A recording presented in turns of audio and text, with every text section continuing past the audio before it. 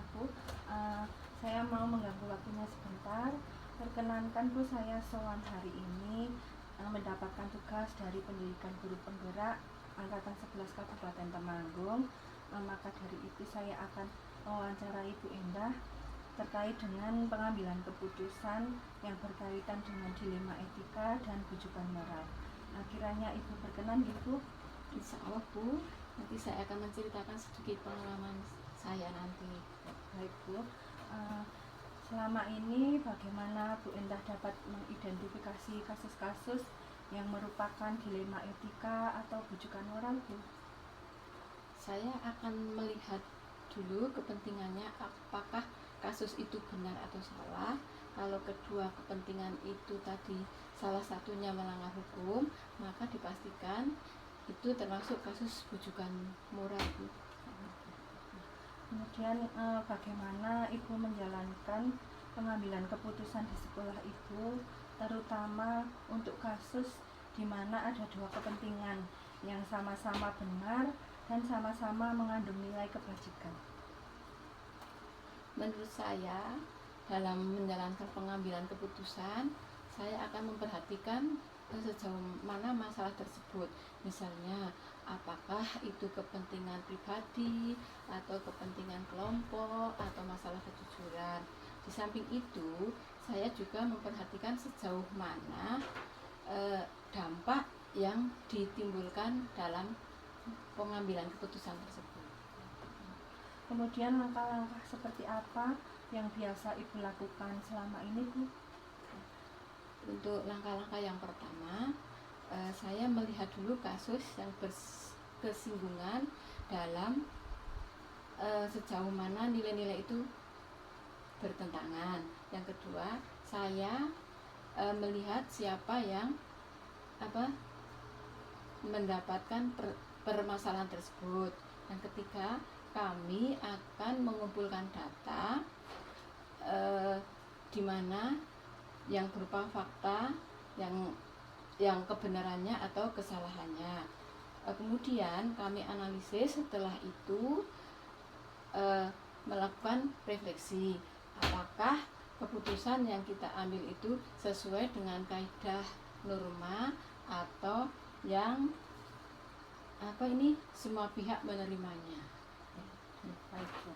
Kemudian hal apa saja yang selama ini Ibu anggap efektif dalam pengambilan keputusan pada kasus dilema etika? Yang saya anggap efektif dalam pengambilan keputusan pada kasus dilema etika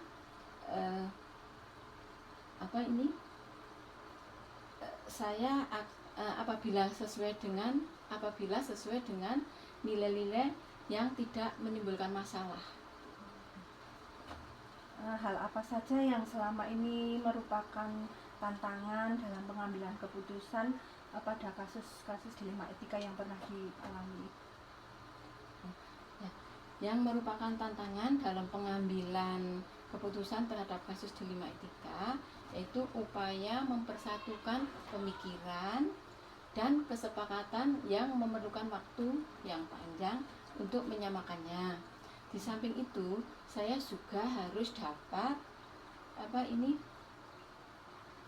memilih dan memilah solusi demi solusi yang disampaikan untuk kami jadikan jawaban yang dapat diterima oleh semua pihak atau orang lain. Kalau selama ini apakah Ibu memiliki jadwal tertentu dalam sebuah penyelesaian kasus dilema etika, atau Ibu langsung menyelesaikannya di tempat?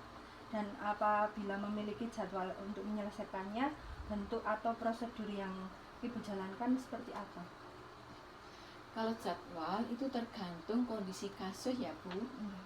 Kadang-kala ada keputusan yang harus kita putuskan segera, ada juga yang kita undur. Kalau sifatnya segera berarti kita tidak membuat jadwal, harus kita putuskan segera. Tapi kalau masalah bisa ditunda keputusannya, maka kita buat jadwal tertentu supaya hasil keputusan itu efektif dan efisien. Nah, kemudian adakah seseorang atau faktor yang selama ini mempermudah dan membantu Ibu dalam pengambilan keputusan dalam kasus-kasus dilema etika? Ada yang membantu, misalnya guru atau wali murid atau wali kelas ya.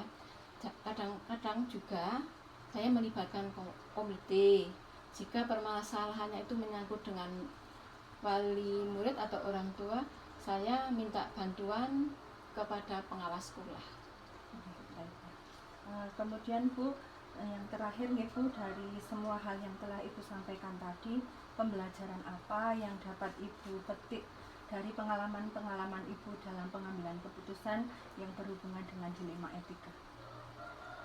Pembelajaran yang dapat dipetik yaitu mengidentifikasikan kasus yang terjadi harus dilakukan dengan pemikiran yang matang, termasuk kasus dilema etika atau rujukan moral. Kemudian ada kasus yang perlu diselesaikan segera, yang perlu saya putuskan sendiri. Gitu Bu Nita, mungkin pengalaman dari saya demikian. Baiklah Bu, terima kasih sekali atas jawaban dari Bu Endah, sangat bermanfaat bagi saya dan semoga ini menambah wawasan pada diri saya dan juga dari bermanfaat buat semuanya. Saya mohon pamit Bu Endah, terima kasih atas waktunya. Assalamualaikum warahmatullahi wabarakatuh. Waalaikumsalam warahmatullahi wabarakatuh. Terima kasih Bu Ita. Sama-sama.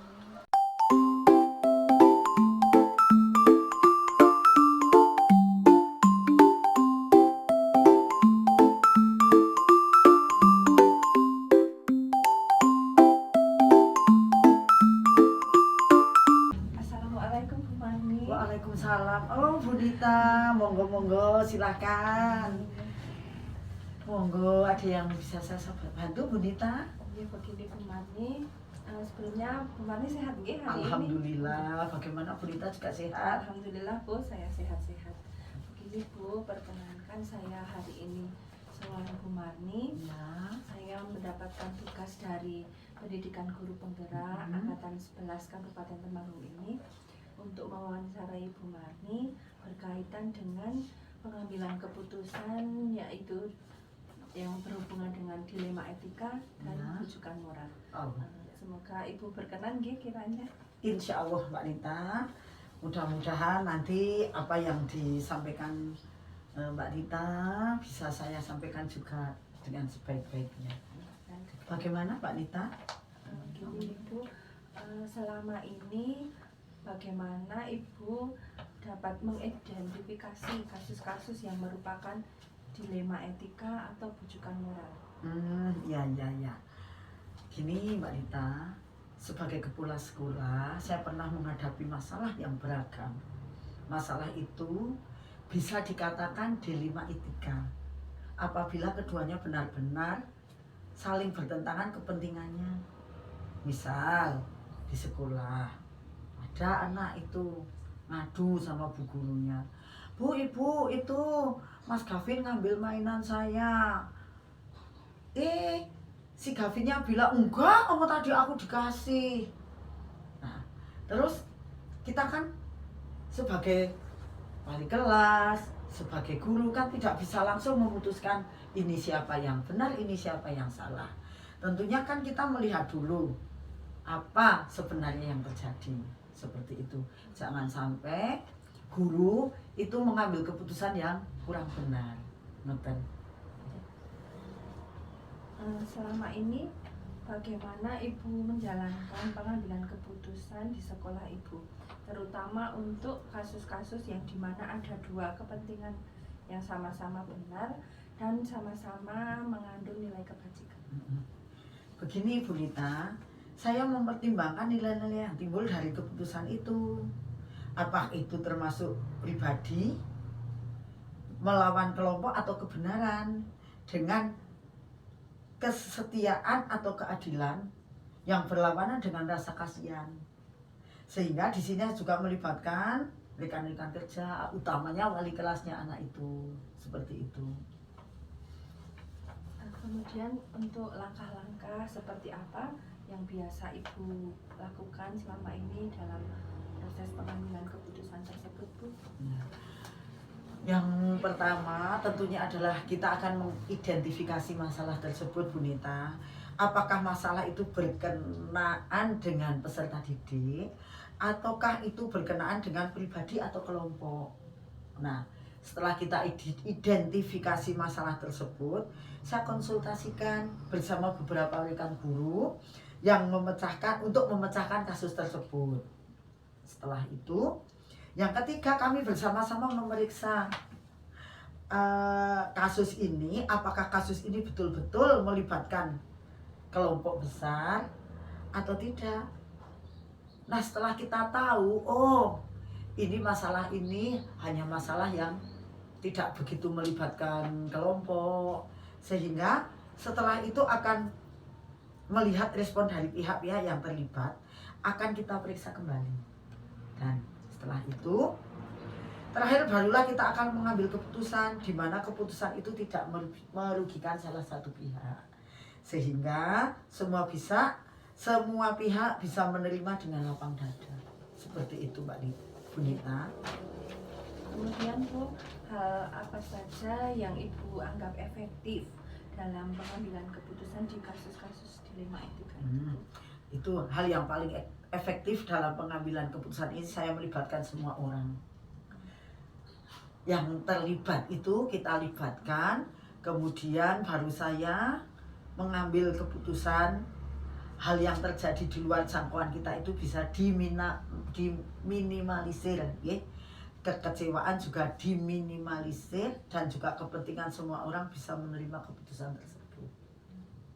Baiklah. Kemudian mungkin dalam pengambilan keputusan itu banyak tantangan Ibu yang Ibu alami.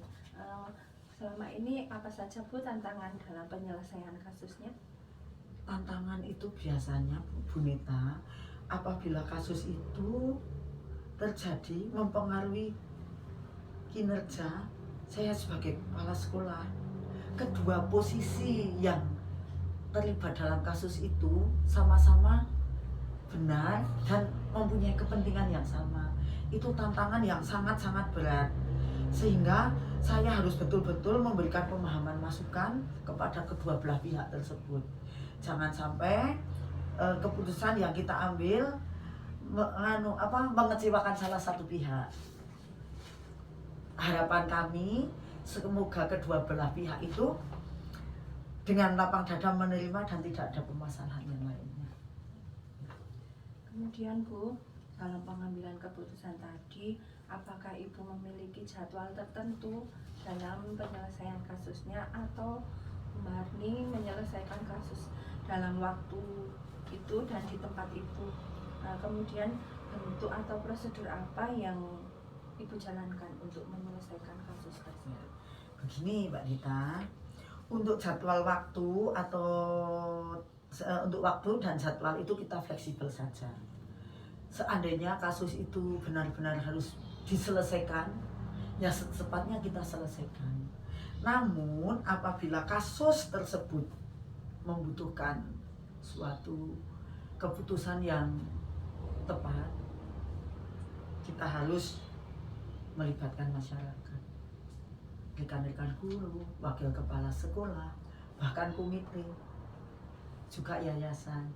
Seandainya terjadi keputusan tersebut, salah satu pihak tidak menerima, itu sudah ada bukti bahwa keputusan yang diambil itu sudah berdasarkan musyawarah dan keputusan bersama, sehingga tidak akan timbul hal-hal yang tidak kita inginkan. Kemudian apakah ada seseorang ataupun faktor-faktor yang selama ini Ibu anggap membantu dalam pengambilan keputusan? Ada, utamanya rekan-rekan guru, wakil kepala sekolah, dan juga pihak komite. Juga ada parent class di sekolah kami juga ada parent class, yang mana peran orang tua murid itu sangat kami harapkan. Untuk yang terakhir, Ibu, dari semua hal yang telah Ibu sampaikan tadi, pembelajaran apa yang dapat Bu Marni petik dari pengalaman-pengalaman pengambilan keputusan selama ini, Bu?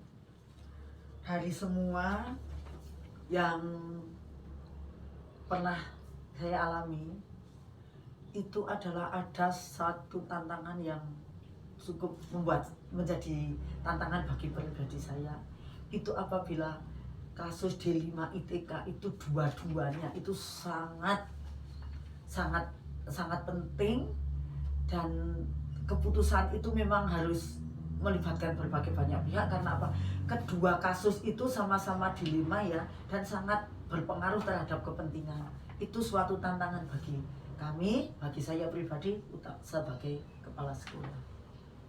Baiklah Bu, kiranya cukup dari apa yang saya tanyakan.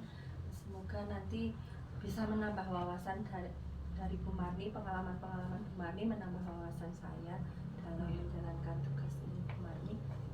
Ya, Bu Nita, semoga apa yang saya sampaikan dari apa yang ditanyakan Bu Nita bermanfaat. Nggih, Bu Nita ambil baiknya, buang yang tidak baik. Nggih, Bu Nita, nggih. Saya juga mohon maaf apabila dalam menyampaikan hal-hal ini mungkin sekali banyak kekurangan. Nggih, Bu Nita. Nanti kalau begitu saya mohon pamit. Sekali lagi terima kasih atas waktu yang diluangkan. Sama-sama Bu Nita, sukses buat Bu Nita. Nggih, semoga bermanfaat. Terima kasih. Saya mohon pamit, Bu Marni. Assalamualaikum. Waalaikumsalam warahmatullahi wabarakatuh. Derek nggih Bu Nita. Oke.